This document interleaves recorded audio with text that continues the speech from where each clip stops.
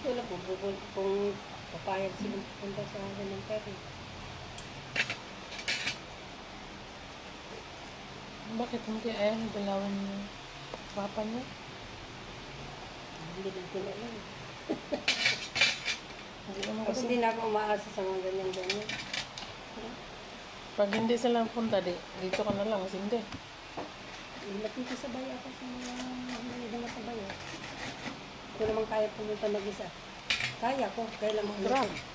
Ha? Grab. Gusto libo na yun.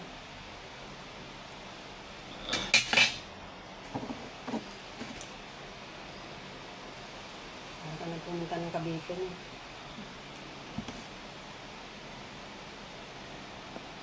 Saan ngayon? Manila, cemetery. Parang niya ako. Oo. Madaanan mo pa yung Tagig. Simbikutan. Mapasok pa. Layo din yung papasukan. Nandiyan yata si Rico yan. Oo, magkakatabi kami. Siguro ganito. Naririnig namin ang music niya. Kasi laging pinapatugtog yung kanta niya. Kasi may kanta siya. Pag November ka na? Araw-araw. November 1. Pinapatugtog yung kanta. Tapos sila Kore, sila Nino, yun, doon din. Bangka. Sa amin malayo. So, para ilang barangay yata yun.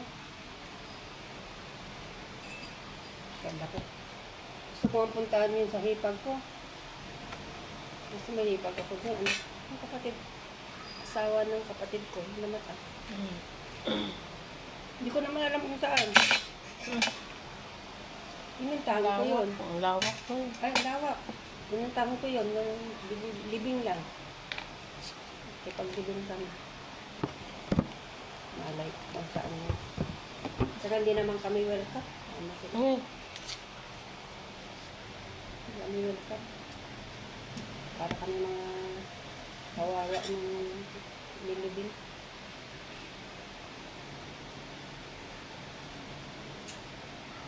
Doon lang kayo sa tabi. Hindi kami naintindi. Okay, gusto nila. Kasi paglamay kami, matatanda na kami. Ang pumunta lang kami, libing, maaga kami. Pero may naggumagawa sa bahay dati. Namatay.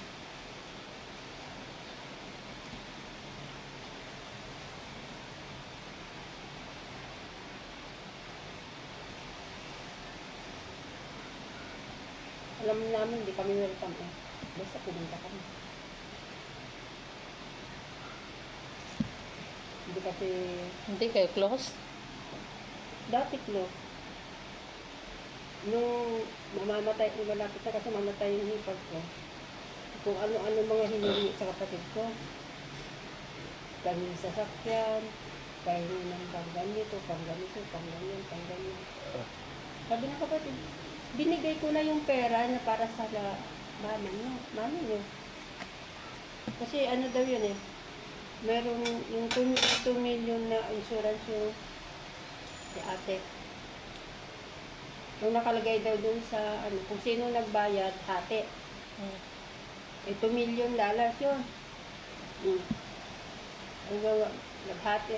Laki. Ay, $2 million, $2,000. $20,000. Pinag-ano daw yun. Ang ginawa. Kasi yung nakalagay dun sa insurance, may beneficiaries eh. Isa yung beneficiaries ng kapatid ko. Siyempre, yung namatay. Tapos, dalawa yata ang anak. Divided by 4, tigli 5,000 sila. Dollars. Ang ginawa ng kapatid ko, yung share niya, inibigay na niya dun sa ate ko. Eh, di ba $10,000 na pinadala dito nung umuwi. Kasi umuwi na siya dito eh. Sabi, humingi pa na pambaya, pambili daw ng sasakyan kasi may sasakyan para daw makapagpunta sila sa ano ba? Makapasya sila kung saan. Sabi ng kapatid ko, binigay ko na yung pera ng mami niyo. Tapos, nadismaya kasi yung kapatid ko na pagdating niya. may bedsore yung ipag ko. Eh kung talaga, naka-aircon naman. Eh kung talagang, kasi ang gusto ng kapatid ko, dito kuha ng caregiver. Ayaw nila.